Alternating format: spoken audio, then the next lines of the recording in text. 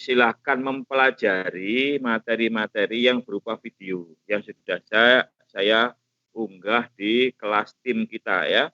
Ada 4 buah materi adalah ya, pertama itu bagaimana menggali ide ya, menggali ide judul PTK ya. Setelah kita bisa menggali ide, maka bagaimana cara merumuskan PTK. Pada teknik itu silakan dipelajari. Kemudian juga silakan dipelajari video ketiga itu kaitan PTK dengan PKB ya, pengembangan keprofesian berkelanjutan. Dan yang terakhir di sana ada juga catatan bagaimana membuat proposal ya. Diawali dengan membuat bab 1 Bapak sekalian.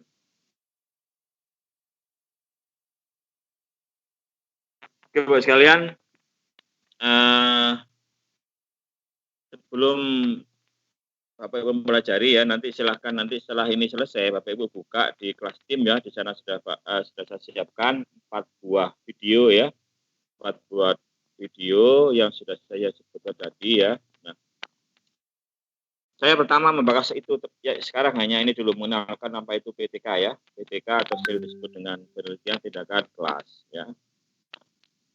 Awalnya itu adalah ini action research ya bahasa Inggrisnya atau penelitian tindakan. Nah, penelitian tindakan itu sebenarnya tidak hanya ada di pendidikan ya, di kedokteran ya, di ranah-ranah di luar pendidikan juga ada yang namanya penelitian tindakan atau action research. Nah, di dalam pendidikan, di dalam pembelajaran kita kenal dengan penelitian tindakan kelas ya. Apa itu PTK ya, PTK?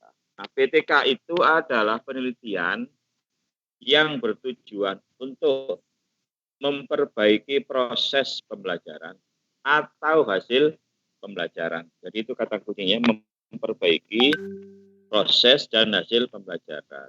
Nah, memperbaiki ini ya, ibaratnya itu kalau kita sebagai dokter ya, dokter itu ketika ada orang berobat, itu kan berarti kan dia punya masalah. Nah, masalahnya dalam hal ini adalah penyakit ya. Tetapi kalau dalam dunia pendidikan, dalam kelas, dalam pembelajaran, ya sama ya. Di dalam kelas itu sebenarnya banyak penyakit dalam tanda kutip ya. Apa contohnya? Motivasi belajar rendah itu penyakit ya. Aktivitas belajar rendah itu penyakit. Hasil belajar rendah itu penyakit. Anak kurang mampu bernalar itu penyakit. Ya. Anak kurang kreatif itu penyakit. Penyakit-penyakit inilah nanti yang akan kita sembuhkan ya, akan kita sembuhkan. Nah, menyembuhkan penyakit-penyakit ini Bapak sekalian ya, kalau dalam kedokterannya dengan obat, dengan terapi, dengan operasi gitu ya. Nah, kalau di pembelajaran obatnya itu apa gitu ya. Pertama, media pembelajaran ya, media pembelajaran. Yang kedua, metode pembelajaran.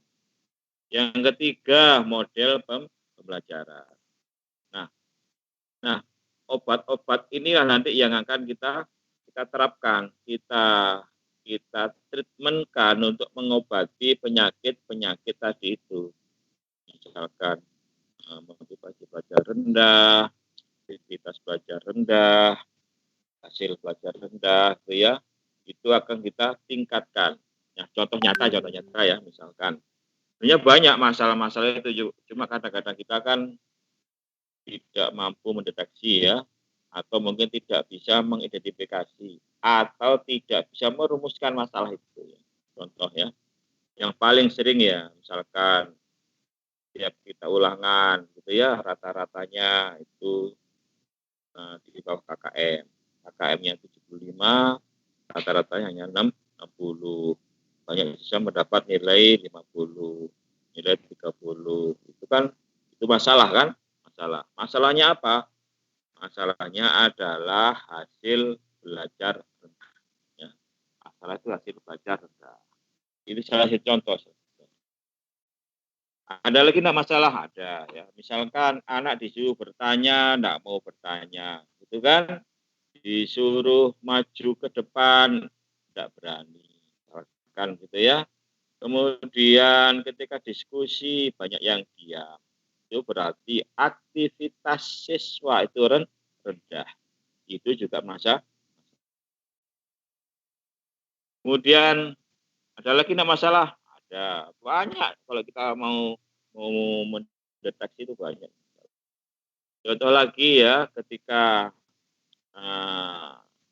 proses pembelajaran ya, anak ogah-ogahan gitu ya, tidak ada semangat, maunya kepingin cepat pulang gitu ya. Itu apa masalahnya kira-kira? Itu berarti motivasi belajar rendah. Nah, motivasi rendah, aktivitas rendah, hasil belajar rendah, gitu, itu semua adalah masalah. Semua adalah masalah. Nah, masalah itu nanti kita coba gitu ya. Kita coba dengan obat-obat yang sudah ada ya. Obat-obat yang sudah ada. Syukur-syukur kita bisa menciptakan obat dalam tanda kutip ya, obat yang kita ciptakan sendiri gitu ya. Obat-obat yang sudah ada itu misalkan ya, model pembelajaran discovery learning, itu contohnya obat. Obat apa lagi misalkan inquiry learning, metode permainan atau game, itu obat. Atau kalau kita punya media gitu ya, katakanlah aktivitas belajar itu rendah, kita ingin meningkatkan bagaimana supaya aktivitas siswa itu tinggi. Misalkan metode game gitu ya, atau kita punya modul elektronik, itu juga media. Itu bisa kita coba untuk meningkatkan aktivitas belajar, ya.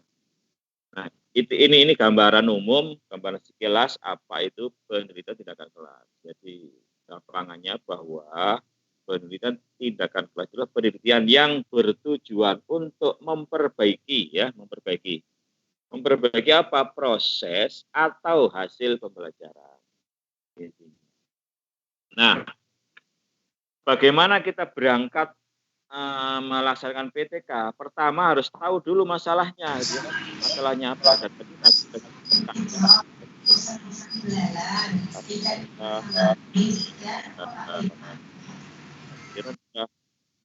kalau dalam matematika mungkin kemampuan bernalar rendah itu juga bisa ya.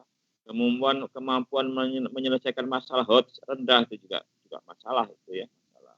Kalau dalam mata pelajaran bahasa Indonesia bisa saja ya, banyak juga misalkan anak belum bisa membaca, misalnya guru SD ya itu juga masalah itu ya. Anak membacanya belum lancar, katakanlah sudah kelas 3 SD, kelas 6 SD, membacanya belum bisa, itu juga masalah itu bisa diselesaikan dengan metode, dengan media, dengan model pembelajaran yang sudah ada atau yang kita ciptakan. Nah, dengan demikian Bapak sekalian, sebenarnya membuat ide PTK itu tidak sulit sebenarnya. Ini yang sering dikeluhkan gitu ya. Bagaimana sih membuat judul gitu kan? Dari mana idenya gitu ya? Oke, gini ya. Katakanlah saya punya beberapa masalah ya. Satu saja saya sebut ya, misalkan yang paling gampang itu ini hasil belajar.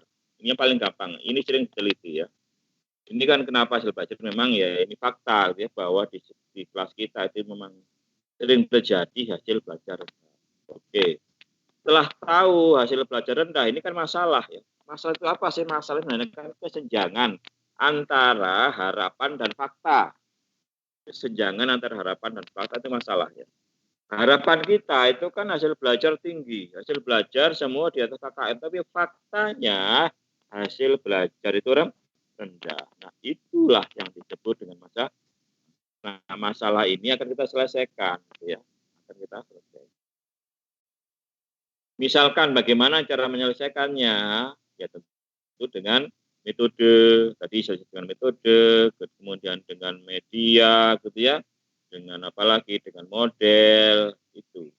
Katakanlah sekarang kita coba dengan model ya, dengan model pembelajaran, ya, dengan model pembelajaran. Jadi masalahnya itu adalah hasil belajar, obatnya atau atau solusinya adalah model pembelajaran discovery learning. Ini contoh ya, ini hanya contoh. Berarti nanti masalahnya itu sudah jelas hasil belajar. Solusi yang diharapkan bisa meningkatkan hasil belajar adalah model pembelajaran discovery learning. Nah, sudah. Ini kata kuncinya 2. Harus ada masalah, harus ada konsep solusi yang kita rencanakan untuk menyelesaikan masalah. Nah, sekarang setelah kita tahu solusinya, setelah tahu masalahnya apa, maka kita buat judul, ya, kita buat judul. Membuat judul PTK itu kata kuncinya harus, ya harus ini, harus ada kata meningkatkan atau kata peningkatan. Kata kunci harus ada kata meningkatkan, ya. Contohnya seperti ini. Upaya meningkatkan. Ya, upaya meningkatkan hasil belajar. Karena masalahnya hasil belajar itu akan ditingkatkan.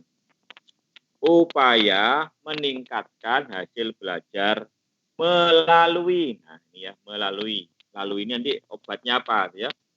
Melalui model pembelajaran discovery learning. Upaya meningkatkan itu ya, upaya meningkatkan hasil belajar itu disebut dengan variabel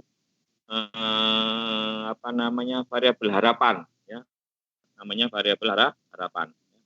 Harapannya nanti hasil belajar meningkat, ya. Kemudian berikutnya melalui model pembelajaran, ya. Itu namanya variabel solusi atau variabel variabel penyelesaian, ya, variabel penyelesaian. Nah, setelah ada variabel harapan, ada tahu penyelesaiannya apa. Nah, sekarang penelitian itu diterapkan di mana?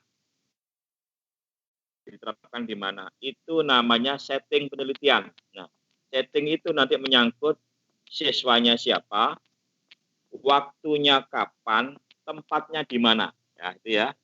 Jadi nanti ada masalahnya apa, solusinya apa, kemudian siswanya siapa,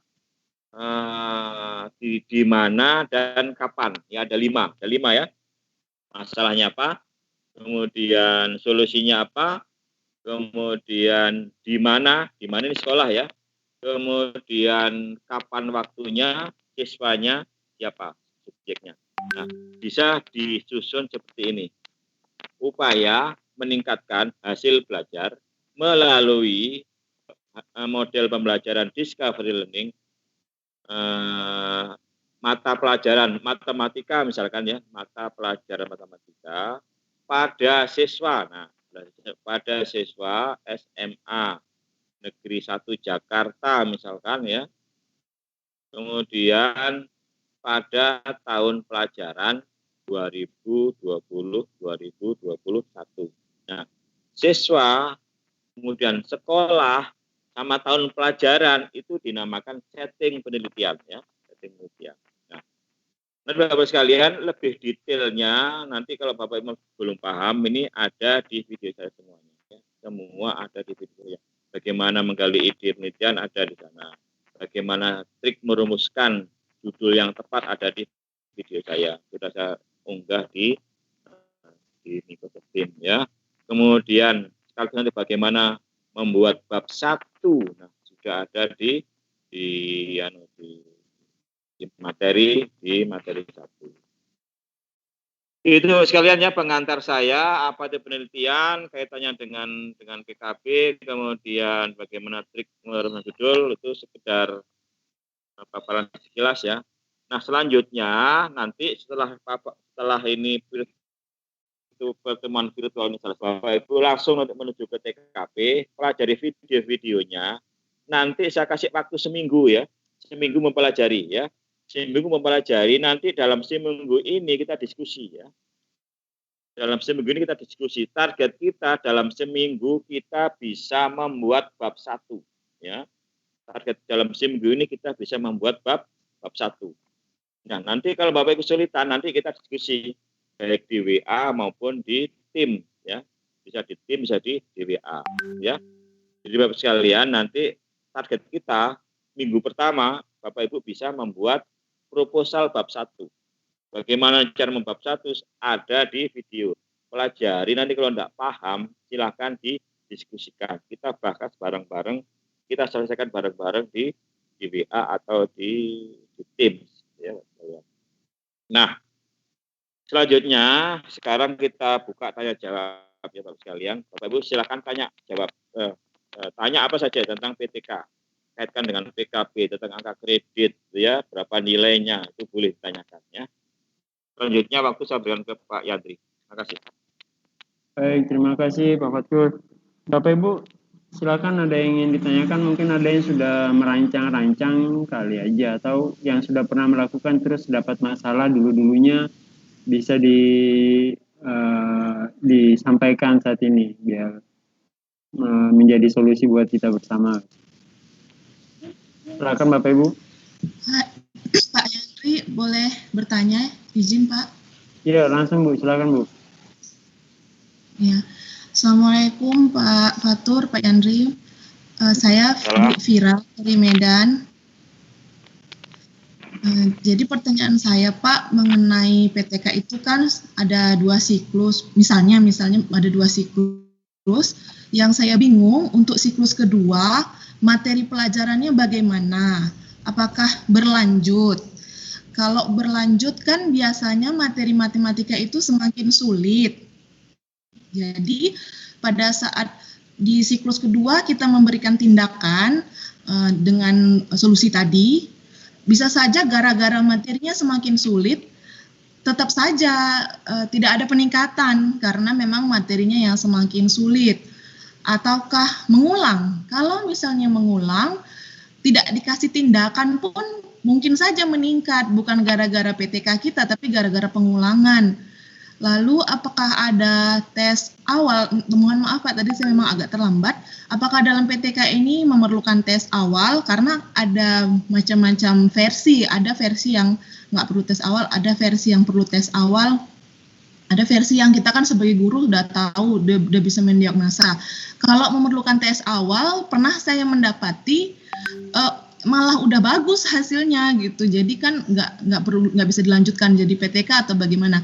Jadi yang paling pertanyaan saya yang paling membuat saya bingung itu di materi siklus 2 Pak, apakah berlanjut? Kalau berlanjut tentu makin sulit, ataukah mengulang di kelas lain? Kalau mengulang di kelas lain apakah namanya masih PTK? Nah, kira-kira seperti itu dulu pertanyaan saya Pak. Terima kasih Pak.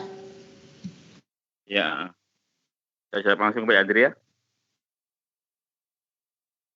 Silakan Pak. Ya, memang untuk siklus kedua itu memang sedang terjadi keberdapatannya. Apakah materinya mengulang ataukah dilanjut? Kalau mengulang ya, yang namanya mengulang ya pasti meningkat gitu ya. Tanpa dikasih treatment pasti meningkat. Gitu. Nah, yang jelas materi tidak mengulang ya, tidak mengulang. Nah, kalau mengulang ya itu kalau mengulang itu namanya remedial, bukan PTK, gitu ya. PTK. Maka yang benar itu adalah melanjutkan, gitu ya, melanjutkan materi. Nah, kalau mengulang kan tidak selesai materi kan gitu. Nah, melanjutkan, apakah nanti materi berikutnya lebih sulit? Ya belum tentu. Ya memang kemungkinan lebih sulit, tapi kan belum tentu juga lebih sulit kan? Belum tentu lebih sulit. Gitu. Bahkan bisa jadi nanti ketika konsep dasarnya sudah dikuasai pada siklus 1 ya, bisa saja nanti di siklus 2 itu sudah lebih gampang gitu ya. Jadi tidak ada jaminan bahwa nanti siklus 2 itu materi lebih mudah atau lebih sulit gitu. Itu belum tentu gitu. Jadi konsep yang benar itu adalah ya dilanjut materinya, dilanjut. Kenapa? Kalau tidak dilanjut, pertama itu bukan PTK tapi remedial. Yang kedua ya tentu saja kalau materi diulang ya tentu naik gitu, apalagi di siklus 2 tidak naik, diulang lagi siklus 3 itu ya pasti naik gitu ya, pasti naik. Diajar lagi ya pasti naik. PTK itu kan bukan semata-mata untuk itu kan, untuk hasilnya itu. Yang penting itu kalau kita menguji obat kita itu ya. Di siklus pertama katakanlah belum manjur, itu kita coba lagi di siklus kedua gitu ya. Di siklus kedua ini bukan mengulang gitu ya, bukan mengulang, tetapi materinya sudah berlanjut. Jadi materi kedua pada siklus kedua tidak ada jaminan bahwa dia apakah lebih sulit, apakah lebih mudah atau sama dengan materi satu. Kemudian yang pertanyaan kedua itu adalah apakah perlu pretest ya, harus ada yang namanya prasiklus ya. Prasiklus ini sebagai data awal ya, sebagai data awal. Data awal ini perlu karena ini sebagai pijakan kita ya, sebagai pijakan apakah memang perlu diteliti atau tidak. Kalau data awalnya sudah bagus-bagus ya ngapain diteliti gitu kan. Nah, data awal yang di prasiklus ini salah satunya itu bisa pretest. Salah satunya, tapi tidak satu-satunya. Bisa saja kita menggunakan data nilai rapor ya, atau data nilai harian tahun-tahun sebelumnya. Itu juga bisa digunakan sebagai data prasiklus ya. Di data prasiklus ini tidak harus pretest, tapi boleh pretest. Kan salah satu. Yang penting itu ada data prasiklus sebagai pijakan bahwa memang kita perlu melakukan PTK. Jadi kita melakukan PTK itu kan tidak boleh pakai persepsi, harus ada data gitu kan. Data itu harus real gitu. Katakanlah kalau lihat nilai ulangan harian tahun-tahun sebelumnya rata-ratanya 45 gitu. Itu bisa dipakai sebagai dasar prasiklus, tidak harus menggunakan pretest. Tapi kalau pretest boleh, tapi tidak harus. Demikian Bu Fira. Iya, terima kasih Baik Pak. Bu Fira. Oh cukup ya. Sebenarnya masih boleh Pak Yandri. Ya silakan sambil menunggu teman-teman yang lain. Bapak untuk mengambil referensi Pak. Jujur ya Pak ya, karena sekarang udah zaman digital, jujur aja ada rasa malas beli buku gitu. Kalau bisa yang gratis dari internet, jadi kepinginnya PTK-nya ambil referensi dari internet. Tetapi kan harus hati-hati mengambil sumbernya. Apakah selama ini saya karena kalau tahu saya blog-blog itu kan nggak boleh jadi referensi blog pribadi gitu. Jadi ada nggak teman-teman triknya masuk ke situs apa yang boleh dijadikan referensi? Saya pernah dengar masuk dari akademia, tapi nggak begitu ngerti sih, nggak begitu paham gitu. Katanya ada apa Google Scholar atau apa, gimana lah yang bisa dijadikan referensi. Saya sejauh ini hanya bisa mengambil referensi dari abstrak-abstrak. Karena kan kadang-kadang ada yang diupload itu abstrak, jadi kan judulnya ada dan sebagainya, mungkin itu bisa dijadikan referensi, atau jurnal-jurnal yang memang diupload. Tapi banyak yang terkunci, kayak universitas kan, perpustakaan di universitas itu kan terkunci, harus pakai password mahasiswanya. Nah, makanya saya minta trik bagaimana mendapatkan sumber dari internet, situs-situsnya yang boleh kita ambil sah menjadi referensi. Terima kasih Pak. Ya bagus ya.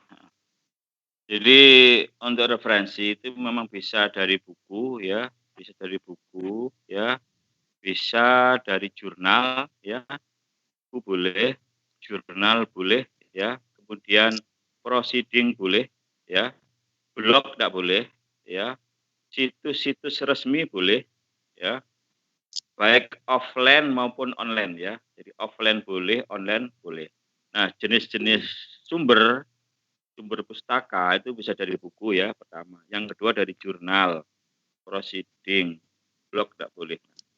Nah sekarang kita bahas kalau buku sudah tidak ada masalah ya, buku kan bisa kita beli kalau punya, bisa kita pinjam kalau punya, atau pura-pura ada gitu ya. Misalkan kita tidak punya bukunya, pura-pura punya bukunya kan gitu misalkan. Nah kemudian untuk yang online ya memang begitu, ada yang sifatnya open, ada sifatnya close, ada yang tertutup, ada sifatnya terbuka gitu ya. Nah, yang paling sering saya gunakannya ini aja, yang selalu kelas Scholar atau Google ya. Itu aja yang saya sering gunakan. Tinggal kalau Google Scholar paling gampang gitu kan. Sama bahasanya ya kita bisa pilih kalau mau bahasa Indonesia juga bisa gitu ya. Kalau bahasa Inggris juga bisa bahasa Inggris gitu ya. Kalau Google Scholar tadi kan kita ketik aja kan, kita ketik misalkan kita mau cari pustaka tentang model pembelajaran discovery gitu ya, tinggal kita ketik aja Google Scholar, nanti itu kita ketik Discover Learning, nanti akan muncul jurnal-jurnal ya, jurnal-jurnal di mana akan kita tuju gitu ya. Nah, memang nanti itu ketika kita menuju ke jurnal tentu ada yang terbuka, ada yang terkunci gitu ya. Kalau memang bisa kebuka, ya ambil yang bisa kebuka gitu, yang memang kebuka gitu ya. Tapi setahu saya untuk Google Scholar itu lebih banyak yang kebuka gitu ya. Saya jarang, memang kadang-kadang pas ngambil di jurnal tertentu itu terkunci gitu, harus login. Tapi umumnya sekarang tidak gitu. Kayak ya jurnal gitu kan. Misalkan nanti intinya nanti akan terarah ke jurnal mana gitu ya. Nanti di sana bisa kita download fullnya, tidak hanya abstrak. Fullnya tidak hanya abstrak. Tidak hanya abstrak. Nah, ketika nanti kita bisa mendownload fullnya, maka itulah yang kita pakai sebagai rujukan. Ya, kita download nanti full, jadi sekitar 5 halaman atau 6 halaman atau sekitar 10 halaman ya. Jadi kalau jurnal itu kan satu artikel itu sekitar 10, bisa kurang bisa lebih. Nanti itu kita download, maka nanti di sanalah kita merujuk sumber merujuk untuk membuat daftar pustaka atau kajian pustaka. Jadi itu Bu Fira. Terima kasih Pak. Ya, baik. Kalau Pak Fatul mungkin ini kan berarti dasar teori ya, landasan teorinya gitu. Itu minggu depan mungkin akan dibahas lebih detail ya Pak ya. Kalau sekarang kita persiapkan untuk bab 1, berarti minggu depan kemungkinan akan bahas terkait dasar teorinya. Apa benar seperti itu Pak? Iya benar. Jadi nanti minggu pertama ini kita selesaikan pokoknya target kita dalam seminggu selesai bab 1. Nanti kita diskusi di WA sama di tim juga boleh gitu. Nanti pertemuan kedua maka ini Pak, kemarin tuh ada materi menarik terkait Mendeley, dan ternyata di sana bukan untuk mencari plagiat ya, tapi lebih ke bagaimana mencari referensi. Saya awalnya tuh berpikir Mendeley itu untuk ngecek plagiat apa tidaknya suatu karya tulis. Ternyata tidak, dan jika itu menurut saya sangat baik kalau misalnya bisa kita bahas besok Pak, karena ternyata sangat mudah untuk kita merujuk suatu karya begitu, suatu tulisan, karena di sana juga ada library-nya yang bisa kita simpan begitu untuk kita gunakan. Yang bahasa Indonesia pun ada, dan sangat membantu ketika kita ngetik. Kalau misalnya pakai MS Word itu bisa terkonek juga dengan library yang kita punya di Mendeley. Ya, jadi ketika penulisan daftar pustaka yang otomatis itu di akhir itu juga ini Pak, mempermudah. Jadi kita tidak perlu ini kan lagi. Bahkan ternyata itu di Mendeley kita bisa mengimport karya tulis tapi dari luar, bukan dari Mendeley-nya. Jadi nanti terkumpul semua dalam satu library kita di akun kita di Mendeley itu. Kayaknya cukup menarik dan sangat membantu kita gitu Pak. Kalau misalnya teman-teman mau nanti ya kita bahas terkait Mendeley satu sesi, tapi mungkin entah di luar sesinya Pak Fatul atau mau barengan juga kayaknya bisa itu Pak. Ya itu bagus itu Andri itu untuk menambah referensi kita untuk Mendeley itu ya gitu. Iya, Pak. Cuma saya belum memang pernah baca tapi belum mendalami tentang Mendeley itu. Nanti kita pelajari lagi. Iya, Pak. Saya bersedia bantu sih Pak kalau untuk Mendeley-nya nanti berbagi dengan teman-teman. Tapi ya maksudnya bukan ini sih, saya juga belum mahir. Tapi apa yang saya dapat bisa nanti saya bagikan ke teman-teman. Sekaligus Bapak Ibu kalau mau menginstalnya juga bisa langsung di laptop masing-masing. Jadi langsung praktek dan nanti langsung kerasa sih kemudahannya nanti Bapak Ibu dengan Mendeley. Walaupun tidak menutup kemungkinan kita pakai yang dari lainnya juga, misalnya kayak tadi Google Scholar dan lain-lain. Ada lagi Bapak Ibu?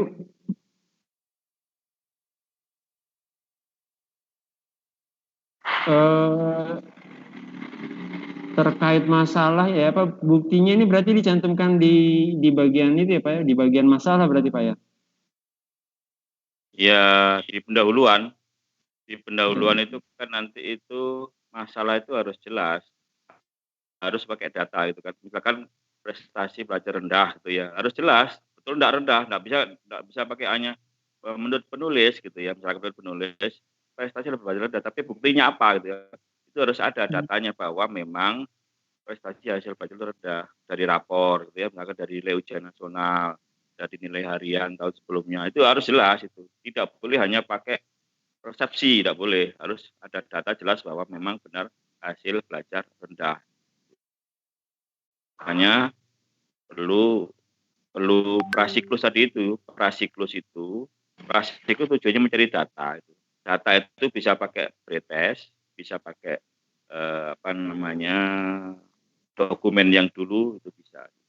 Yang data itu harus ada itu sebagai pijakan untuk kita berangkat melaksanakan penelitian. Itu Biandri. Iya. Berarti kalau misalnya kita tidak menggunakan soal pretest, nanti di akhirnya berarti harus ada pembandingnya juga gitu ya Pak ya? Saya belum punya pengalaman kalau tanpa pretest ini Pak. Ya katakanlah kita pakai ini ya, pakai nilai harian tahun lalu gitu ya, misalkan nilai harian tahun lalu katakanlah rata-ratanya hanya 55 gitu kan. 55 itu ya, harus pretest kan 55. Nah, ini sebagai pijakan gitu kan. Nah, ini namanya data prasiklus ya, data prasiklus. Nanti kita treatment siklus pertama gitu ya, katakanlah rata-ratanya menjadi 65 gitu kan. Kemudian siklus kedua rata-rata menjadi 75 gitu kan. Di sana kan kelihatan kenaikannya kan dari 55 menjadi 65 menjadi 75. Nah, 55 ini prasiklus ya. 65 siklus pertama. 75 siklus kedua gitu. Nah untuk yang prasiklus itu bisa pakai pretest juga boleh. Oke Pak, terima kasih. Bapak Ibu yang lain ingin bertanya silakan. Kalau saya nanya lagi boleh nggak Pak Andri? Halo. Iya, siapa tadi ya? Halo Bu, silakan Bu, langsung. Halo, selamat siang dari Papua. Oh iya Ibu Yuli, silakan Ibu. Iya, maaf baru bergabung, belum sempat dengar semuanya, tetapi ada yang ingin saya tanyakan dulu. Yang pertama, untuk membuat PTK, misalnya kita sudah pernah buat tahun ini misalkan, tahun depan kita buat lagi dengan materi yang sama, itu boleh? Itu pertanyaan saya yang pertama, Pak. Kemudian yang kedua, di latar belakang, kadang kami terkendala saat menyusun PTK itu di membuat latar belakangnya. Nah, latar belakang ini kan ada di situ kenapa kita harus menulis PTK,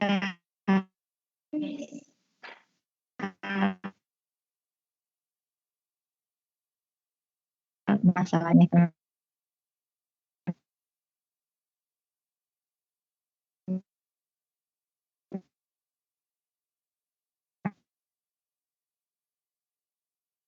apa dan seterusnya. Nah, kadang kami di sini di Papua terkendala dengan referensi. Jadi internet kami terkendala juga dengan jaringan ini. Nah, itu yang nanti kami bisa dengar materi yang diberikan.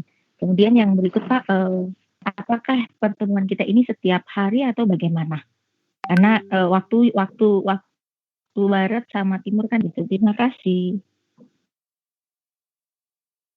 Terima kasih Ibu. Silakan Pak Fatul. Oke. Pertama tadi apa dia?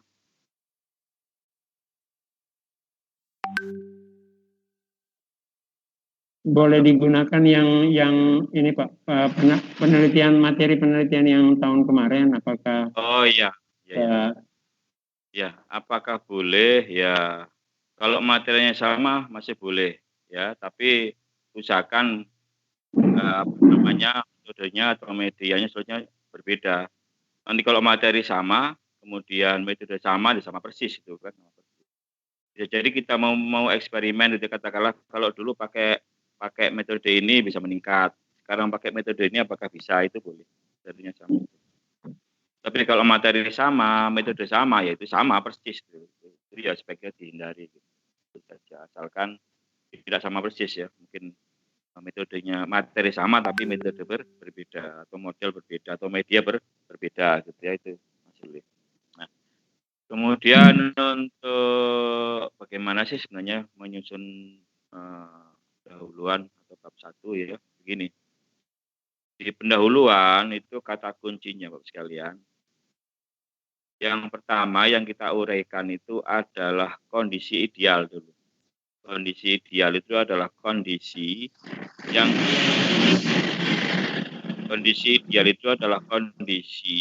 yang selalu harapan kita ada gitu ya. Contoh kondisi ideal. Harapan kita itu kan nilai tinggi-tinggi gitu ya. Itu kan ideal kan? Ideal sekali. Itu dari sisi siswa, dari sisi proses pembelajaran. Kondisi ideal juga harus kita tinjau dari sisi guru ya, dari sisi siswa, dari sisi guru, dua sudut kita tinjau.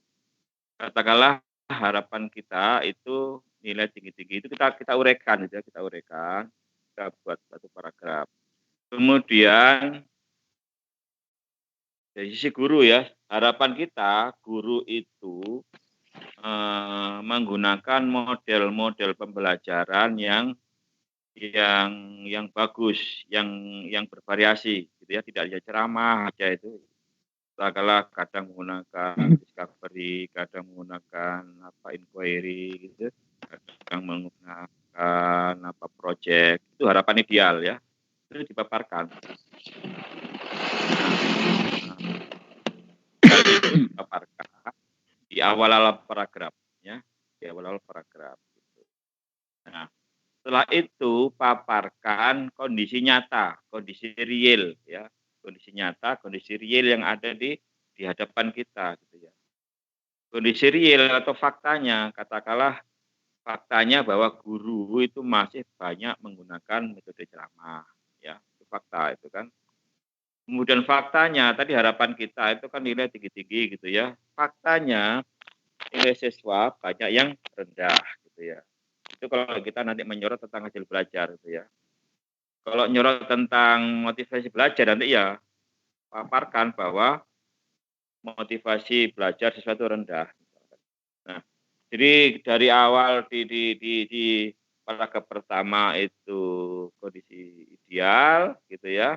Paragraf kedua itu kondisi real, kondisi nyata. Kondisi nyata ini adalah hal-hal yang negatif ya. Kondisi ideal itu hal yang positif gitu ya. Kondisi nyata hal-hal yang negatif. Nah, dari ideal dan nyata tadi itu berarti ada masalah kan? Ada masalah. Harapan kita guru-guru menggunakan metode yang bervariasi. Faktanya banyak guru yang menggunakan metode ceramah. Itu masalah. Kenapa? Terjadi kesenjangan antara harapan dan kenyataan. Harapan kita nilai siswa tinggi-tinggi di atas KKM. Faktanya nilai siswa banyak yang rendah di bawah KKM. Maka terjadi kesenjangan antara fakta dan harapan. Itulah yang disebut dengan masalah. Terus di paragraf berikutnya tawarkan solusinya apa gitu kan. Solusinya apa. Saya belum mencoba menggunakan model pembelajaran apa. Atau mungkin Bapak Ibu menemukan sendiri solusinya gitu ya. Kayak di lomba-lomba inovasi itu biasanya begitu. Kalau kita hanya sekedar PTK di sekolah itu bolehlah kita pakai obat-obat yang sudah ada. Ya. Tapi kalau kita ikut lomba, tidak bisa. Misalnya pakai discovery learning tidak bisa, tidak cukup. Kecuali kalau discovery learning ditambahi apa, nah itu baru ada inovasi. Gitu. Jadi nanti kalau Bapak sekalian sekedar untuk PTK di sekolah, tidak untuk lomba, itu bolehlah pakai discovery yang sudah ada, ya, atau inquiry, atau pakai metode game, metode apa, itu boleh, yang sudah sering dipakai gitu ya. Tapi untuk lomba ya harus inovasi, harus ada metode atau media atau apa yang kita cari. Nah, setelah kita tawarkan solusinya gitu ya, maka paragraf berikutnya kita membuat judulnya. Gitu. Jadi pertama itu kondisi ideal, yang kedua itu masalahnya apa, kita tawarkan solusinya apa, terakhir intinya judulnya apa. Gitu Bu. Untuk referensi ya, referensi memang kalau untuk di Papua ya mungkin jangan di Papua, Bu, di NTB kadang-kadang juga sinyal kurang bagus itu ya. Tapi kan mungkin tidak selamanya sinyal jelek kan ya. Ketika sinyal bagus ya mungkin kita bisa mencari referensi dari dunia maya, misalnya pakai menjadi atau pakai polar gitu ya, atau pakai yang lain. Nah kalau buku-buku ya memang bisa saja kita di buku gitu, buku kalau ada kan. Gitu. Kalau tidak ada ya mungkin pinjam gitu kan. Kalau tidak ada ya pura-pura ada kan. Itu Pak. Terima kasih. Oke, saya tambahkan mungkin terkait waktunya, waktu pelaksanaannya tadi teman-teman sepakat ya, sudah sepakat atau belum ya? Tapi tadi sebagian besar setuju kalau tiap pekan, Bu, tiap minggu, tiap hari Minggu di jam yang sama. Jadi tidak tiap hari untuk pelaksanaan virtualnya. Jadi hari ini kita virtual, kemudian nanti konsultasinya atau diskusinya via WA atau Teams di grup WA maupun di kelas di Teams. Kemudian pekan depan mungkin ditagih gitu kali ya. Dan kita membahas yang materi berikutnya. Seperti itu, Pak. Iya, oke Pak. Terima kasih. Ya, sama-sama Bu. Kenapa seminggu sekali? Karena biar selesai. Coba dulu gitu ya. Per bab. Jadi ini kita per bab dalam seminggu kita tagih gitu ya. Dari seminggu kita selesaikan bab 1 gitu kan. Kemudian nanti minggu kedua kita selesaikan bab 2. Minggu ketiga kita selesaikan bab 3 gitu. Nanti setelah selesai maka nanti jadilah proposal itu gitu kan. Bab 1, bab 2, bab 3. Kurang lebih nanti 3 pekan 4 pekan nanti jadilah proposal itu gitu kan. Maka nanti setelah proposal jadi ya, nanti ketika tahun ajaran baru berjalan maka kita action dari proposal yang sudah jadi. Jadi dalam kurun sebulan ini, dalam waktu bulan Ramadan lah lebih, nanti kita diskusi bersama sampai proposal jadi. Diskusinya di WA nanti kita tagih tiap virtual gini kita tagih gitu ya. Bab 1, bab 2, bab 3. Jika nanti selesai Ramadan, nanti insya Allah selesai ketika proposal kita. Nanti pas tahun ajaran baru mulai Juli atau Agustus, atau September, Bapak Ibu sudah action. Betul-betul Bapak Ibu melakukan penelitian tindakan kelas gitu. Bagaimana bikin instrumen gitu ya, bagaimana menyiapkan analisis data, nanti kita bantu di sana, kita bimbing. Gitu Bu ya. Iya, nah ini ya mungkin sejak awal saya sampaikan dulu terima kasih ke Pak Fatur karena sudah mau membantu teman-teman. Saya juga mungkin nanti kerennya pada saat ini ya Bapak Ibu, pada saat kita action Pak Fatur juga tidak lepas tangan, nanti akan dibantu terkait instrumen dan lainnya. Jadi semoga ini ada 27 atau 28 peserta Ya semoga bisa ini semua lah menghadirkan 28 PTK. Saya ini Pak Fatur, apakah ini kan rata-rata pada bilangnya kalau dalam setahun tuh palingan 1 PTK gitu. Apa memang benar cuma bisa 1 PTK Pak, tidak bisa lebih? Saya bayanginnya begini, ini kan kita melakukan PTK per kelas. Jadi kalau misalnya kita punya kelas paralel, misal mengajar di 10 MIPA 1, MIPA 2, MIPA 3, dan di tiga kelasnya kita lakukan PTK dengan topik yang sama, berarti kan harusnya kita punya 3 PTK kan? Apakah itu bisa dianggap sebagai 3 PTK, waktunya juga bersamaan, ataukah tidak bisa dianggap sebagai 3 PTK?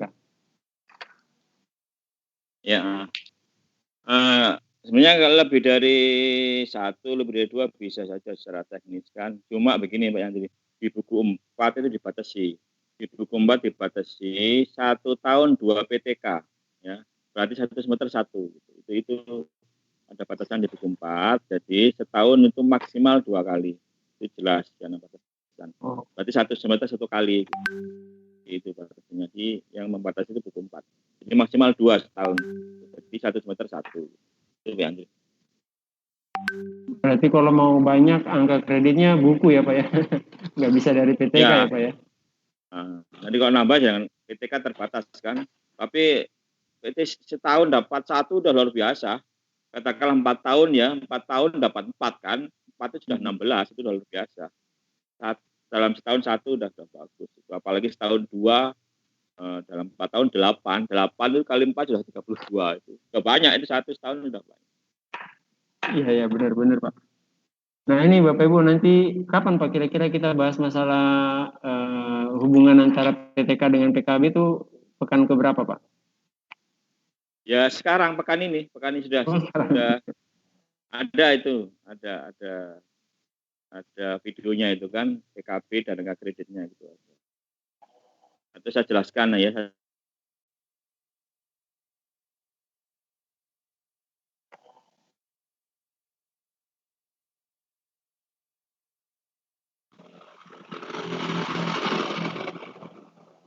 Jadi PKB Bu ya, PKB dan PTK gini ya.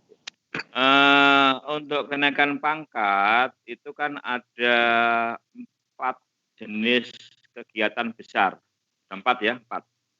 Satu apa? Pendidikan.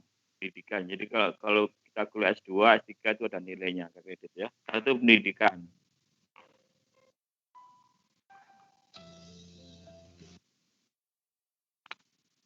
Satu pendidikan ya. Kedua pembelajaran ya, ketiga PKB. Keempat penunjang. Saya ulang ya, pertama adalah pendidikan, yang kedua pembelajaran, kemudian ketiga adalah PKB, kemudian yang keempat penunjang ya. Sekarang kita fokus ke PKB dulu ya. Nah, PKB ini ada 3 ya, ada 3. Pertama, pengembangan diri yang sering disingkat dengan PD. Yang kedua, publikasi ilmiah. Yang ketiga itu adalah karya inovasi. Itu ya. PKB ada 3, pertama pengembangan diri, kemudian publikasi ilmiah, yang terakhir karya inovasi. Nah, untuk kenaikan pangkat ke jenjang-jenjang tertentu, PKB ini wajib. Ketika dari 3A ke 3B belum wajib PKB. Wajib. Tapi ketika mulai ke 3C wajib. Mulai ke 4A mau ke 4A itu wajib ada PTK ya. Mulai wajib ada PTK. Oke, saya kupas dulu tentang PKB ya. PKB itu ada 3. Yang kedua adalah publikasi ilmiah. Nah, publikasi ilmiah itu ada 3. Ulang, ada 3. Yang pertama sebagai pemakalah di forum ilmiah. Nah, sebagai pemakalah di forum ilmiah. Itu publikasi ilmiah yang pertama. Ya. Publikasi ilmiah yang kedua melakukan penelitian atau tinjauan ilmiah. Ya, penelitian itu ya penelitian. Kalau tinjauan ilmiah itu bukan penelitian, tidak ada format metodologi penelitian. Yang ketiga, menulis buku. Ya, jadi publikasi ilmiah ada 3 tadi ya. Sebagai pemakalah di forum ilmiah itu nilainya 0,2. Kemudian yang kedua melakukan penelitian atau non penelitian. Nah, yang penelitian dulu. Nah, penelitian ini ya, penelitian ini macam-macam, nggak harus PTK, nanti tidak harus PTK. Boleh pengembangan, boleh eksperimen, gitu ya. Boleh PTK. Jadi PTK ini salah satu dari jenis penelitian yang dinilai angka kreditnya. Jadi tidak harus penelitian. Research and development juga boleh. Ya. Cuma begini, paling gampang memang PTK, sehingga sedang disebut PTK sudah gitu aja. Pengembangan jarang disebut. Gitu. Nah, tinjauan pustaka juga boleh ini berarti, Bapak sekalian ya, PTK ini namanya publikasi kan. Setelah jadi PTK disimpan, belum publikasi. Nah, setelah jadi PTK, kemana publikasinya? Pertama, PTK bisa dipublikasikan dalam bentuk seminar. Seminar di mana? Di sekolah atau di lembaga, ya. Boleh. Nanti yang kedua, ini dulu yang penelitian dulu ya, Penelitian dulu itu nanti kemana publikasinya? Pertama dalam bentuk seminar ya, seminar di sekolah atau seminar di P4TK boleh, atau di institusi boleh ya. Yang penting PTK harus dipublikasikan, salah satunya diseminarkan. Ya. Yang kedua, PTK bisa diubah dalam bentuk buku. Nah, ya, bukunya tentang PTK itu, satu PTK boleh. Yang ketiga, PTK dapat diubah menjadi artikel yang dimasukkan ke jurnal, gitu ya. Di PTK bisa dimasukkan ke jurnal dalam bentuk artikel. Jadi satu PTK itu bisa banyak nilainya ya. Ketika disimpan di sekolah dapat nilai 4, diajukan ke jurnal dapat nilai 3, gitu kan. Dijadikan buku dapat nilai 3. Jadi satu penelitian itu bisa banyak dapat nilai gitu. Nah, di samping penelitian tadi hanya tinjauan pustaka ya. Jadi kalau tinjauan pustaka itu bukan penelitian, formatnya tentu beda. Kalau penelitian itu kan di bab 3 itu ada yang namanya metodologi penelitian atau metode penelitian. Tapi kalau kajian pustaka itu tidak ada yang namanya bab 3 metode penelitian. Nah, salah satu tinjauan pustaka itu adalah best practice sekalian ya. Jadi best practice itu juga bagian dari publikasi ilmiah gitu. Jadi penelitian atau non penelitian. Nah, non penelitian itu disebut juga kajian pustaka.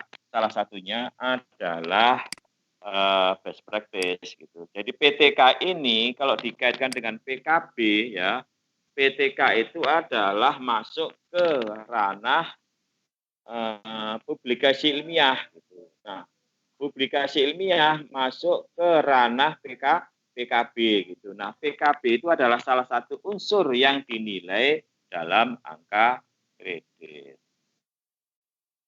Gitu Bapak sekalian. Itu kaitan siklas tentang PKB. Nanti detailnya ada juga tentang PKB di video saya.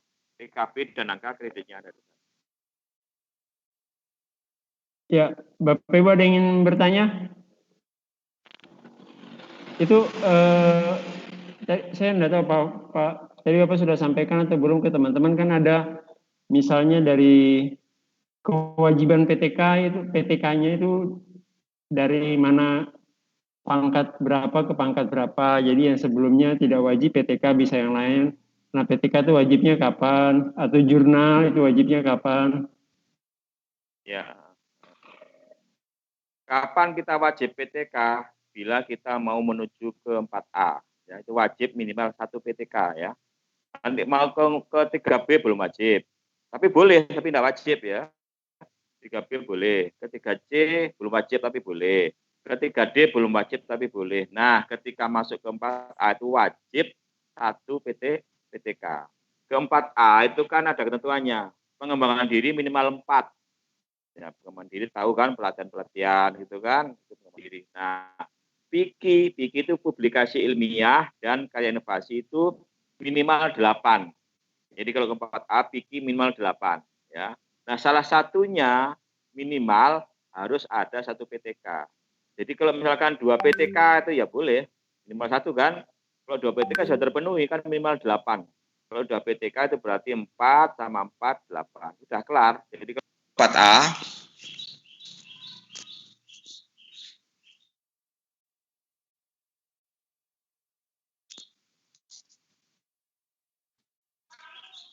Halo Pak. Halo Pak Fatur.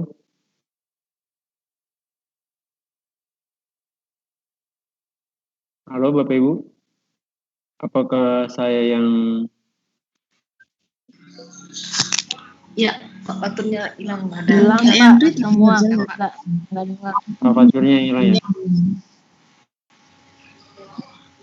Jadi tadi yang sempat Gambarnya masih ada sih Pak. Coba dijalan. Iya, Pak Faturnya masih.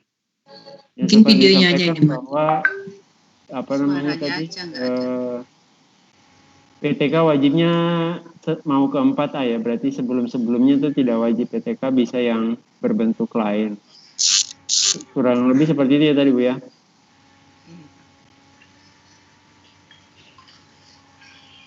Mungkin nanti Bapak Ibu kita minta buku 1 dan buku sekian-sekian itu terkait PKB. Jadi ketika pasti Pak Fatur punya, jadi kita bisa minta ke beliau nanti bagi. Nah, ketika beliau sampaikan di buku 4 begini, nah kita bisa cari. Sehingga ketika berhadapan dengan tim penilai itu kita berani berargumen karena ada buktinya. Ya Bu, suara saya terdengar Bu? Iya Pak. Oh ya Pak Henry, ini nanti berarti kita mulai action PTK-nya itu tahun ajaran baru ya Pak Henry? Ya, tahun ajaran baru sesuai yang tadi disampaikan Pak Fatur, tahun ajaran baru kita mulai, tapi proposalnya kita buat sekarang.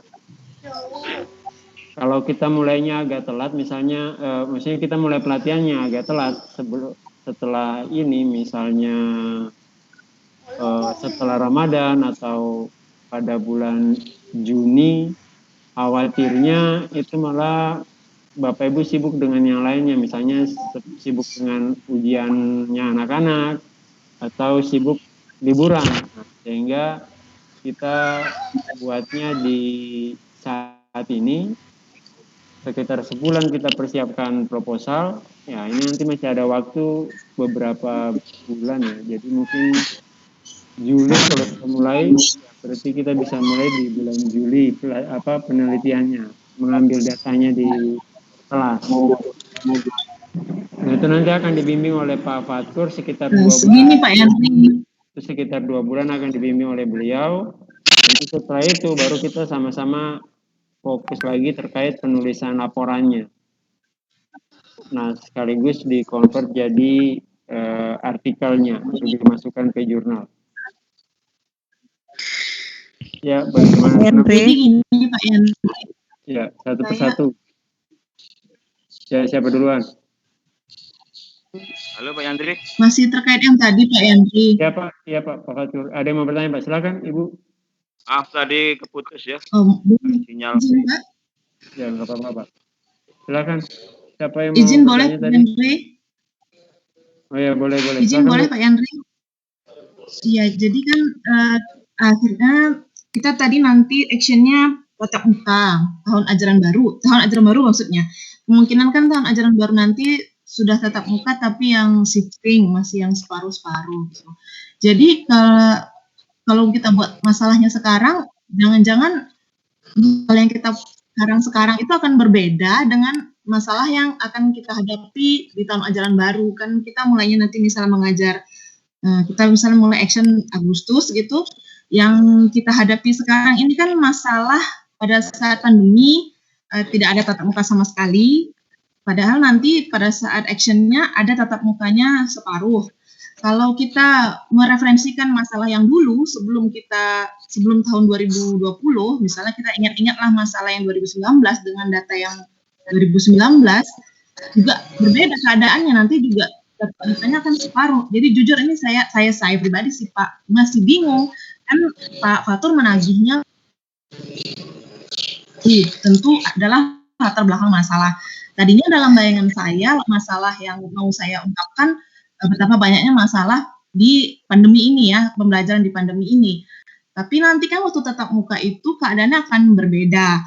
Nah, kira-kira seperti apa nanti membuat untuk latar belakang masalah yang nanti kita akan hadapi di tahun ajaran baru gitu.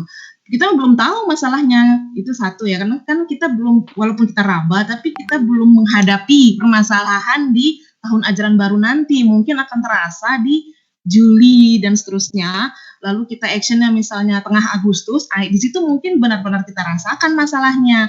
Kalau sekarang masalahnya, apakah nanti akan relevan pada saat action di tahun ajaran baru?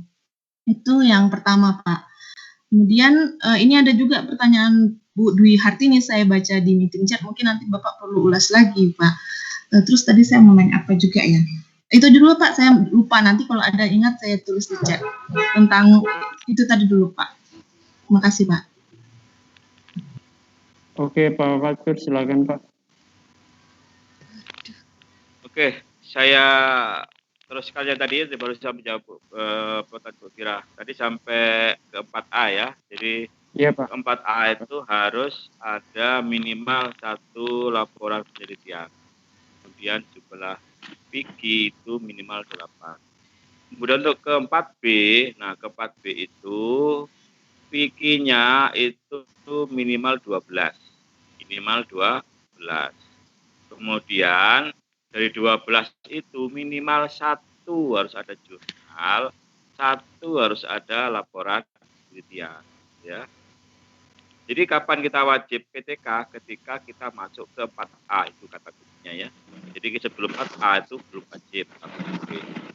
Nah untuk Bu Fira sekarang masalahnya ya. Nah kalau kita belum bisa menebak-nebak secara real nanti apa sih masalahnya? Sebenarnya gini, masalah itu yang pasti ada, itu pasti ada ya. Masalah yang pasti ada hasil belajar. Hasil belajar itu pasti rendah sudah itu kan. Dari mana? Dari tahun sebelumnya itu kan kelihatan kan. Ketika pandemi juga begitu kan, itu pasti kan. Ada nilai harian, ada nilai ulangan, ada nilai itu pasti. Bapak bisa lihat bagaimana nilai hasil belajar. Nah kalau memang dia di sana banyak yang nilainya rendah, itu jelas bahwa hasil belajar rendah, gitu kan. Nah sekarang motivasi. Nah motivasi itu sering ditelaah. Jadi ditebak, motivasi itu rendah. Sinyalnya lembek. Nah, kita amati dari keseharian, dari ketika pandemi, dari sebelum pandemi itu bisa kita tebak-tebak. Kemudian aktivitas juga begitu. Kita bisa sudah menebak sampai sekarang bahwa aktivitas itu umumnya itu rendah. Jadi nanti kita kalau nanti seandainya meleset ya cari aja yang umum ya. Kalau misalnya tidak berani kira-kira masanya apa ya, cari yang umum gitu yang kira-kira pasti terjadi. Kayak aktivitas rendah, motivasi rendah gitu ya, hasil belajar rendah gitu, pasti. Itu kalau memang nanti kita belum bisa menebak kira-kira apa masalah. Itu kira. Oke, baik. Sebelum ke Ibu Yuliana, Ibu Deha, dan Pak Sudarmono, pertanyaannya, ini Pak, apakah ini tadi saya mencoba menyimpulkan dari yang Pak Fatur sampaikan bahwa apakah benar jadi kita tidak harus bukti yang kita miliki itu pada objek yang akan kita teliti gitu ya Pak ya. Subjek apa objek ya? Maksudnya begini, ketika kita punya data bahwa mereka hasil belajarnya rendah tapi dari kakak angkatannya misalnya, atau dari hasil ujian nasional tahun-tahun sebelumnya pada saat masih ada UN misalnya, di situ materi tertentu dinilai rendah, bukan dinilai rendah, hasilnya rendah. itu bisa kita gunakan walaupun nanti implementasinya kan tidak pada kelas tidak pada mereka, jadi pada yang baru gitu, itu tidak masalah kan Pak ya, sebagai bukti. Iya, enggak masalah itu. Iya, enggak masalah. Itu kalau kita cari masalahnya pada anak itu ya belum ada itu kan. Katakanlah kita ngajar kelas 10 gitu ya. Anak 10 belum pernah kita ajar gitu ya. Tentu enggak akan ada masalah kalau mengandalkan hanya dari masalah anak yang kita ajar sekarang. Jadi masalah boleh kita ambil dari masalah sebelumnya gitu. Boleh. Oke, baik. Ini ada dari tadi Bu Juliana Atta kayaknya mau bertanya juga. Kemudian, kok malah living Bu? Malah living, ya. Ibu Deha di sini bertanya Pak, PTK seri masa pandemi seperti apa yang layak dinilai? Iya. Ini memang ini ada dua pendapat ya, Kemarin katanya Prof. Warhaini, kalau dalam masa pandemi itu kita belum boleh mengadakan PTK. Kenapa? Karena kelas tatap muka itu belum ada, gitu kan. Sehingga katanya beliau itu tidak boleh kita mengadakan PTK ketika masa pandemi. Tetapi namanya kelas, ketika pandemi kan kelas itu tidak terbatas hanya pada kelas nyata kan. Kelas virtual juga boleh itu kita pandang sebagai kelas gitu kan. Ketika kita menggunakan Google Classroom itu juga kelas gitu kan. Ketika menggunakan Teams itu juga kelas, menggunakan WA itu juga kelas, tapi kelasnya kelas virtual gitu. Jadi menurut saya boleh-boleh saja mengadakan PTK, tapi kelasnya kelas virtual.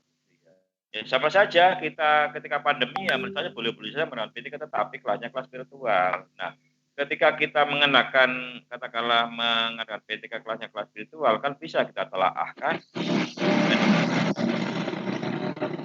Masalahnya kan kita deteksi ya. Misalkan katakanlah ya kayak saya kemarin melakukan penelitian tindakan sekolah gitu ya. Saya bisa deteksi betul bahwa anak-anak itu dalam partisipasi belajar. Jadi ketika awal-awal itu masa pandemi itu yang mengumpulkan tugas itu hanya sekitar 5%. Nah, ini masalah kan? Masalah. Harapan kita kan partisipasi itu kan tinggi kan. Ketika yang partisipasi itu hanya 5% itu masalah. Itu walaupun virtual, walaupun pandemi bisa diangkat sebagai masalah. Nah, sehingga kita tahu bahwa ini masalah, maka saya punya gagasan bagaimana cara meningkatkan partisipasi itu. Kan? Maka solusi saya itu adalah namanya bimbingan terbatas. Bimbingan terbatas namanya, bimbingan terstruktur dan terbatas. Sehingga setelah solusi itu saya terapkan, ternyata ada peningkatan partisipasi pelajar. Jadi sebenarnya bisa saja walaupun virtual, walaupun tidak kelas real bisa. Ya masalah itu pasti ada. Ketika ada masalah, ya sudah, ide itu pasti bisa dimunculkan bagaimana mencari solusinya sehingga bisa kita buat. Ya, gitu Bu Dia. Ya, baik, terima kasih Pak. Kemudian ini dari Pak Sudarmono. Oh, ini lebih ke teknis. Pak, yang harus dipelajari video PTK bab 1 tadi bisa diakses di mana ya? Ada di kelas di Teams Pak. Jadi di kelas kita ini di bagian kalau apa ya, channel-channelnya itu kan ada materi 1. Ada di channel 1 Pak ya, ada channel 1 nanti materi channel 1. Ya, nanti channel 1. Nanti materi 1 nanti materi 2. Ini materi 1 ada. Materi pertama ada 4 materi enggak salah itu. Ya, mungkin saya bisa share screen saja biar lebih jelas ke. Ya, ini semoga terlihat ya Pak. Bentar. Jadi ini kelas kita ini ya, pelatihan menulis PTK menggunakan desktop atau laptop, browser, tampilannya kira-kira seperti ini. Nanti di bagian sini ada materi 1, salah channel pertamanya materi 1, nanti akan ada tambahan materi 2 dan seterusnya untuk pekan kedua, pertemuan kedua dan seterusnya Bapak Ibu. Jadi di sini sudah ada beberapa video, yang bisa Bapak Ibu lihat, pelajari. Kalau ada yang masih belum dipahami atau mendapat kendala, bisa konsultasikan di sini. Misalnya ini menambah ini PKB, ini tentang PKB ada apa ya, ada kendala atau ada pertanyaan, itu Bapak Ibu bisa langsung mereply di bagian sini. Jadi dia lebih fokus ketika pertanyaannya terkait ide brilian membuat judul PTK. Nah, Bapak Ibu bisa membuat pertanyaannya di sini, nanti gampang kita ininya, atau bisa juga melalui WhatsApp group. Di WhatsApp group Bapak Ibu disarankan untuk bertanya tidak japri ke Pak Faturnya ya. Jadi bertanya lewat WhatsApp group saja agar yang lain juga bisa mendapat pembelajaran dari kendala yang Bapak Ibu hadapi. Demikian, kemudian rekaman, oh iya sekalian, rekaman. Saya sekalian share rekaman itu nanti akan muncul di sini Bapak Ibu di bagian general. Nah, di chatnya kegiatan kita ini, di pertemuan 1 di chatnya ini nanti akan ada apa namanya, rekamannya. Ada salah satu bagian nanti rekaman, bisa diakses di situ, atau kalau tidak ya nanti akan saya share juga di grup, tapi link saja, dan linknya hanya bisa dibuka hanya bisa dibuka menggunakan akun Guru Inovatif yang sudah dibagikan. Demikian Bapak Ibu. Selanjutnya ini ada pertanyaan lagi dari Ibu Vira, Pak. Oh, ini usul. Kalau nanti PTK kita sudah jadi, tambahkan satu materi memodifikasi PTK kita menjadi best practice.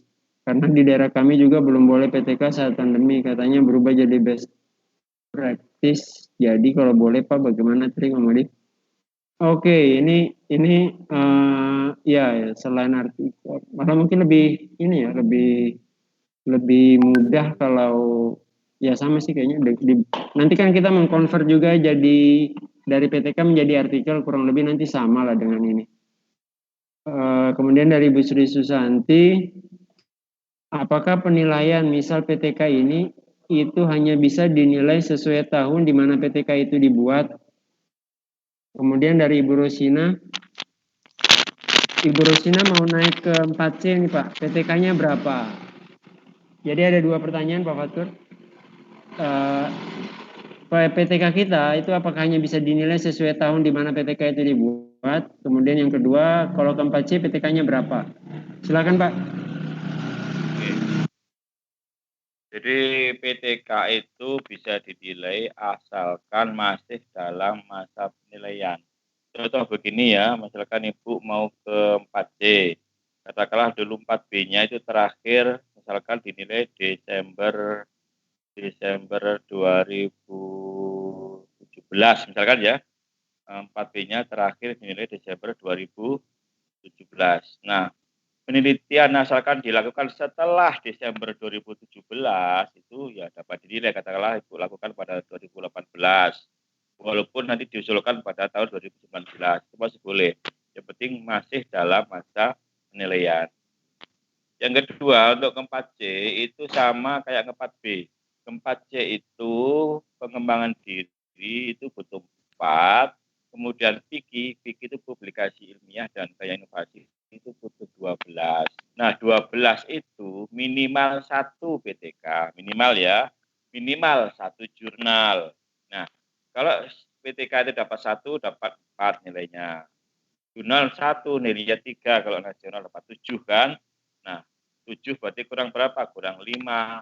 5 ini boleh dari yang lain, dari best practice boleh, dari buku boleh, dari makalah biasa boleh, dari gaya inovasi boleh, PTK ditambah 2 juga boleh, ditambah 3 juga boleh, yang penting minimal 1, jurnal minimal 1, totalnya harus 12, PTK minimal 1, jurnal minimal 1, namanya minimal, boleh 2, boleh 3, jurnal minimal 1, boleh 2, boleh 3, syukur-syukur kalau kita punya PTK 3 ya, 3 kali 4 sudah 12, sudah terpenuhi gitu kan, jurnal punya 2, 2 kali 3 sudah 6, 14 sudah lewat itu. Lewat. Begitu Bu Tapi dapat kalau PTK-nya 3 tanpa jurnal berarti masih belum ya Pak ya, syaratnya karena harus ada minimal 1 jurnal gitu. Ya enggak boleh, harus walaupun PTK-nya 10 ya, jurnal enggak ada ya enggak boleh gitu. Ya. Minimal 1. Minimal 1 jurnal dan 1 PTK. Tadi Bapak menyebutkan best practice-nya itu bagaimana Pak? Biar bisa mendapat nilai atau angka kredit itu diapakan Pak best practice-nya Pak? Oh iya, best practice itu yang non penelitian ya. Jadi best practice bukan penelitian. Jadi nanti formatnya tidak ada namanya metode penelitian. Kalau PTK itu kan penelitian, ada bab 3 metode penelitian. Jadi kalau PTK ada berapa? Ada 5 bab ya. Bab 1 pendahuluan, bab 2 kajian pustaka, bab 3 metode penelitian, bab 4 hasil gitu ya. Bab 5 penutup gitu kan. Nah, untuk untuk best practice bab 3 enggak ada.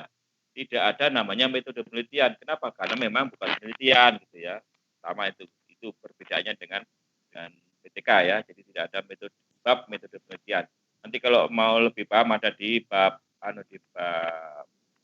di buku 4. Di buku 4 ada formatnya kayak apa best practice, ada di sana formatnya. Juga ada video saya nanti di tentang PTK juga, tentang Dupak itu ada tentang itu. Maksud saya publikasinya seperti apa itu Pak kalau best practice? Ya. Sekarang publikasinya itu untuk best practice tidak harus diseminarkan ya, cukup disimpan di perpustakaan ya, cukup disimpan di perpustakaan. Tapi ini cuma 2 ya, cuma 2. Nggak perlu diseminarkan, memang nggak perlu ya, karena bukan penelitian. Cukup disimpan perpustakaan. Atau bisa juga dimasukkan jurnal ya, dimasukkan jurnal juga boleh. Dimasukkan jurnal itu juga dapat nilai, tapi nilainya dia lebih rendah daripada penelitian. Kalau penelitian itu nilainya 3 untuk yang nasional. Tapi kalau best practice itu nilainya cuma 2 yang nasional.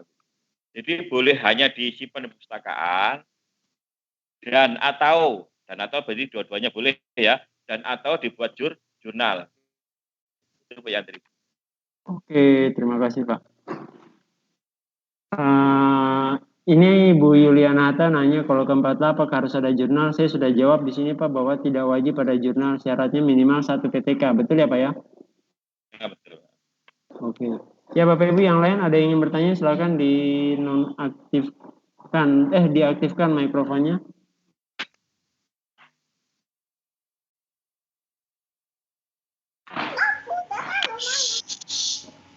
Ibu Sri ada yang ingin disampaikan Bu? Sri Susanti.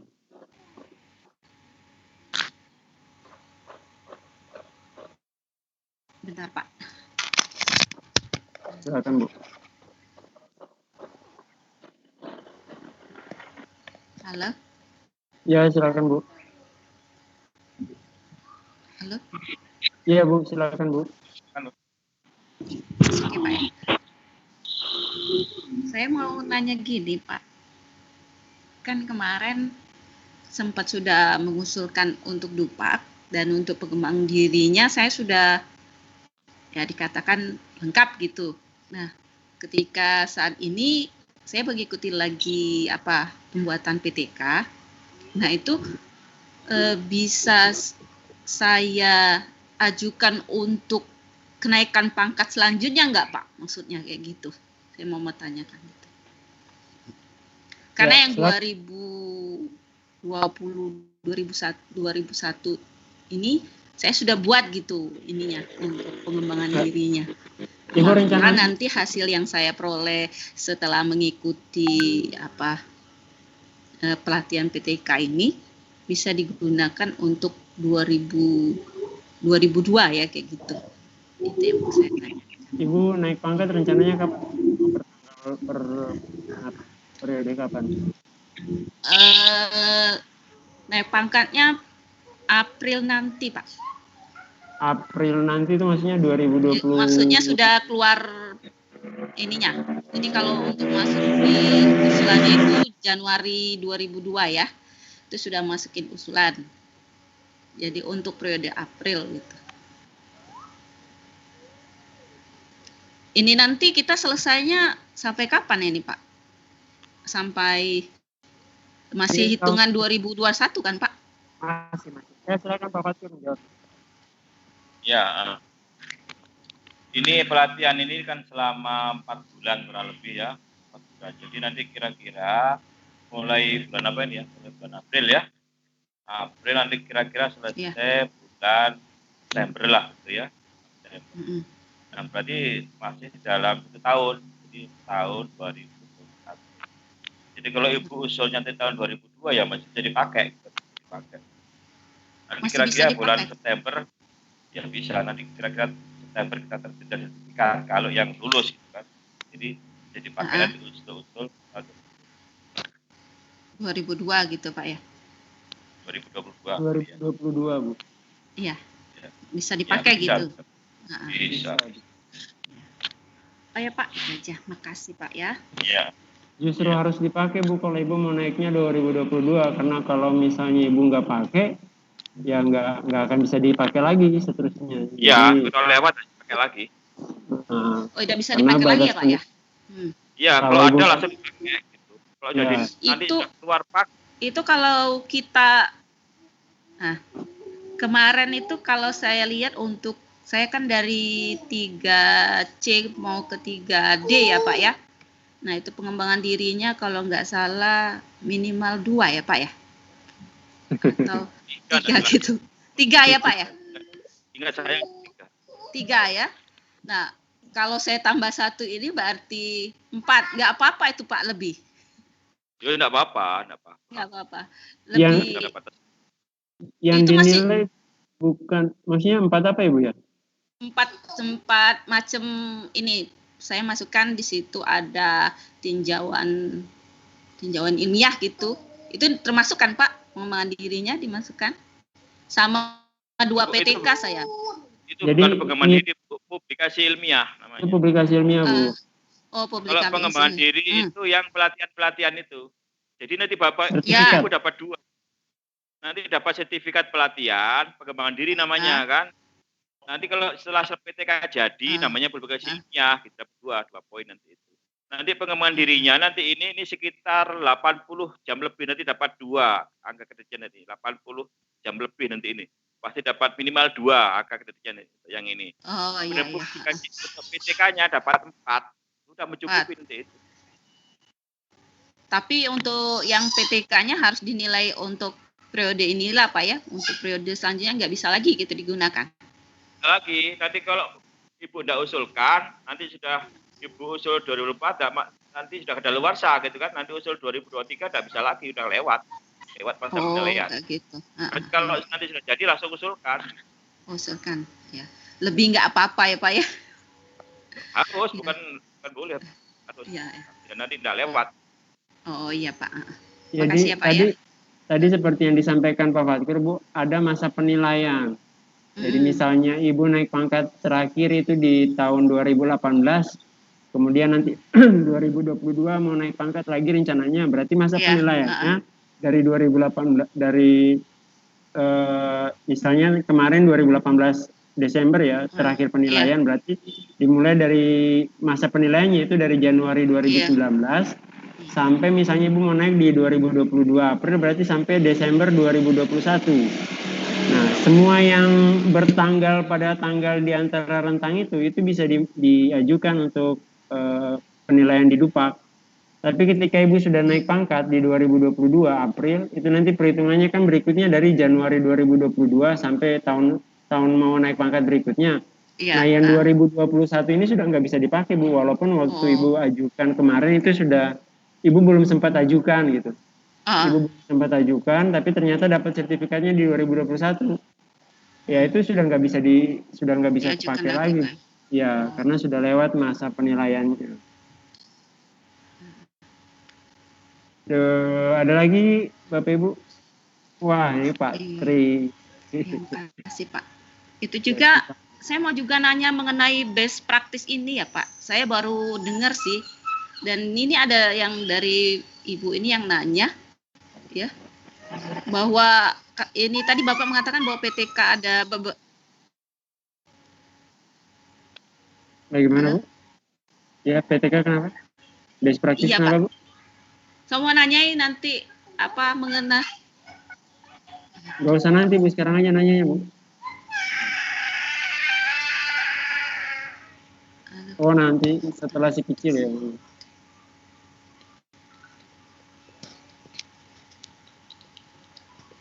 Pak Tri, guru swasta hanya menyimak.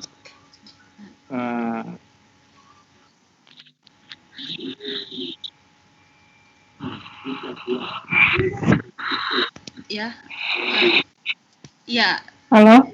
Ini katanya apa yang untuk PTK masih, ya PTK masa pandemik itu katanya nggak bisa dinilai ya Pak ya. Nah terus mau dijadikan best practice itu, saya kemarin sempat buat PTK-nya untuk masa pandemik Pak. Nah kalau bisa nggak bisa dinilai. Ya, silakan Pak Fatih. Ya, ini ya, tadi saya jelaskan bahwa masa pandemi ini kontroversi. Ada yang bilang tidak boleh mengadakan PTK, ada yang bilang tetap boleh mengadakan PTK. Yang tidak boleh itu siapa? Contoh Prof. Marhaini tidak boleh karena dia bilang nah, sekarang belum ada tatap muka, kelasnya mana gitu kan? Mana kelasnya tidak ada. Padahal yang namanya kelas itu kan tidak harus kelas real, boleh juga kelas virtual. Ini yang membolehkan, kan? Nanti secara real boleh apa tidak Bapak Ibu bisa langsung nanti tanya aja ke dinas tim penilai, gitu kan? Boleh enggak sekarang PTK? Gitu. Kalau enggak boleh ya konversi aja menjadi best practice. Gitu. Kemudian apalagi tadi ya? Ya itu dah. Jadi PTK apa boleh ya, ada yang boleh dan tidak gitu kan. Kalau saya berbeda boleh saja orang kelas tidak harus kelas tatap muka kan, boleh saja kelas tatap muka tetap virtual.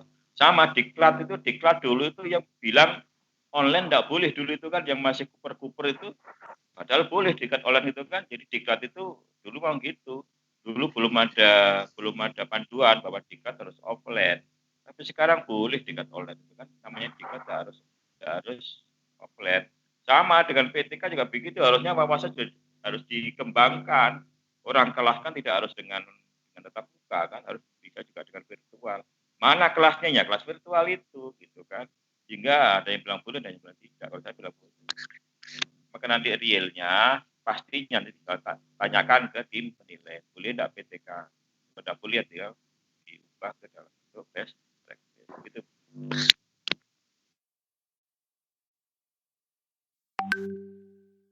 Oke Pak, di sini ada Ibu Rosalina Lewa KBC nanya, saya naik pangkat periode Oktober tahun 2021 ini, sekarang masih bulan April ya, oke bulan 2021 Oktober, ketiga C, jadi perlu publikasi ilmiah. Bagaimana sistematikanya, apakah lengkap seperti PTK? Silakan Pak Fatul. Di chat ini Pak. Ya, oke. Ketiga C ya? Iya Pak, 3C Pak, ketiga C. Oh ya, ketiga C. Ketiga C itu kalau tidak salah hanya butuh 4 untuk fikih ya. Hanya butuh 4. 4 ini bebas, tidak harus PTK. Tidak harus PTK. Boleh cuma bikin makalah aja, makalah biasa ya. Itu nanti nilainya 2. Atau bikin best practice nilainya 2. Jadi bikin 2 makalah sudah dapat 4. Sudah cukup itu, tidak harus PTK. Nah nanti kalau memang buat PTK ya boleh, buat PTK boleh. Tetapi masa pandemi kan jadi tidak dinilai sama tim penilai gitu, karena ada yang bilang nggak boleh PTK gitu kan. Nah maka lebih aman ya nggak usah PTK dulu, bikin aja best practice ya, atau makalah biasa. Best practice atau makalah biasa itu ininya 2, bikin 2 cukup lah dapat 4. Apakah kayak PTK? Tentu beda. sudah saya jelaskan, best practice beda dengan PTK. Kalau PTK ada bab 3 yang disebut dengan metodologi penelitian. Best practice itu tidak ada. Begitu. Iya, baik. Jadi Bapak Ibu yang fokus kita sebenarnya di pelatihan ini kan membuat PTK ya. Di sini ada yang mempertanyakan sistematika, misalnya best practice seperti apa. Dan juga mungkin Bapak Ibu kalau memang mau jadi bukan hanya best practice dan PTK tadi seperti disampaikan Pak Fatkul, juga ada yang tinjauan ilmiah juga, itu bisa juga dijadikan. Tentu sistematikanya berbeda dengan best practice dan tinjauan pusaka. Nah, ini bagaimana Pak Fatkul, apa mau dijelaskan tentang sistematika ketiga bentuk ini atau nanti di chat saja Pak? Ya gini, sebenarnya kita ini di luar topik, kita tidak apa-apa lah. Apa. Nanti saya punya videonya, ada nanti gampang. Saya punya videonya apa perbedaan tinjauan ilmiah, best practice dan PTK. Tinggal ditonton, dipahami, selesai. Kalau tidak paham nanti diskusi. Ada video. Oke. Baik. Terima kasih Pak. Jadi ada videonya nanti Bapak Ibu. Intinya kalau yang bukan penelitian, yang mewajibkan penelitian itu nanti dari 3D mau ke 4A. Jadi yang sebelumnya itu masih bisa menggunakan yang selain penelitian, misalnya tinjauan ilmiah tadi atau best practice. Sistematikanya nanti akan dibagikan oleh, perbedaannya dari ketiga itu akan dibagikan oleh Pak Fatkul melalui video beliau. Berikutnya dari Ibu Yus. Ibu Yus tanyakan, Pak, seandainya kita punya masalah motivasi siswa yang rendah dalam masa pandemi karena tidak pernah mengumpulkan tugas, dan saat ditanyakan kepada mereka, mereka lebih cenderung bermain game. Nah, rencana saya akan mengangkat masalah bagaimana meningkatkan motivasi belajar siswa dengan belajar matematika bermain game. Seandainya nanti kita tatap muka berlaku, kira-kira masalah ini bisa diangkat ya Pak? Oh, masih bisa. Bagus itu. Ya. Nanti katakanlah kita sudah mendeteksi motivasi rendah gitu kan, nanti kita coba kita angkat motivasi dengan game, bagus itu. Sudah diangkat jadi judul. Ya, masih bisa Bu. Jadi ya dicari data-datanya yang mendukung. Kalau memang sudah ada sebelumnya ya tugas hanya 5 orang itu kan seperti motivasi rendah itu kan. Itu data pendukungnya. Ya. Jadi masih bisa ya Bu, silakan dipakai dan untuk membuat tugas pertemuan pertama yaitu bab 1, bab pertama dari proposal Bapak Ibu. Saya juga kayaknya mau niat membuat ini Pak, walaupun tidak dinilai. Ada lagi Bapak Ibu, ini sudah pukul 13:37, sudah sekitar 1 jam 37 menit kita bersama-sama, kecuali yang telat. Apakah ada pertanyaan lagi? Cukup Pak. Cukup dari Bu Yuli. Ya. Ini perlu foto-foto gitu nggak sih? Nggak usah ya Bapak Ibu ya. Atau mau pertama lah ya, pertama masing-masing mengaktifkan kamera, kita foto bareng.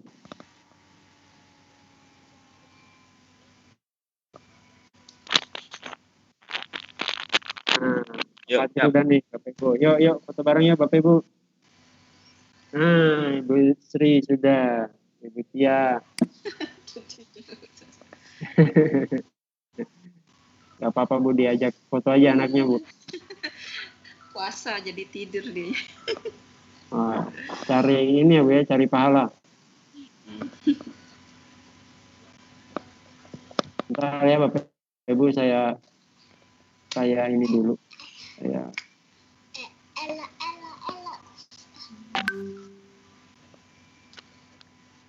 Bentar. Oke. Say hi. Ada suara nggak keluar ya, kita foto. 1, 2, 3. Sebentar ya Bapak Ibu, saya simpan dulu. Sebentar. Sorry. 1, 2, 3. Bapak Ibu, saya pakai mode yang berikutnya. Di Teams ini ada together mode, jadi kita bisa akan duduk bersama di di bioskop atau di kelas. Bentar Bapak Ibu. Semoga ini ya Bapak Ibu, maksudnya jadi dari apa ya namanya, kami selaku yang menyelenggarakan pelatihan itu sangat berharap pelatihan yang kita laksanakan itu memang bermanfaat gitu. Jadi mohon jika ada komentar-komentar positif disampaikan, tapi kalau komentarnya negatif tidak usah gitu. Biar bisa semakin memotivasi melakukan pelatihan-pelatihan berikutnya. Terima kasih Ibu-ibu, Bapak-bapak, Pak Fatul, terima kasih.